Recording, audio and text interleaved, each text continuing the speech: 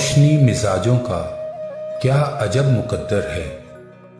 जिंदगी के रास्ते में बिछने वाले कांटों को राह से हटाने में, एक एक तिनके से आशियां बनाने में, खुशबुएं पकड़ने में, गुलिस्तां सजाने में उम्र काट देते हैं, उम्र काट देते हैं। और अपने हिस्से के फूल बांट देते हैं। कैसी कैसी ख्वाहिश को कत्ल करते जाते हैं। दर गुजर के गुलशन में अब्र बन के रहते हैं।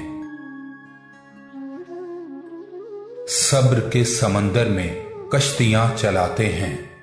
ये नहीं कि इनको इस रोजो शब की काहिश का कुछ सिला नहीं मिलता। मरने वाली आंसुओं का खून बहा नहीं मिलता। जिंदगी के दामन में जिस कदर भी खुशियां हैं, सब ही हाथ आती हैं, सब ही मिल भी जाती हैं।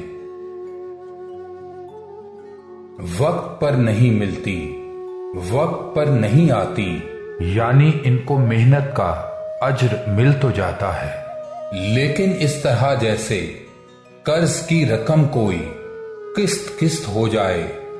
असल जो इबारत हो पसे नविश्त हो जाए। फसले गुल के आखिर में फूल इनके खिलते हैं। इनके सहन में सूरज देर से निकलते हैं।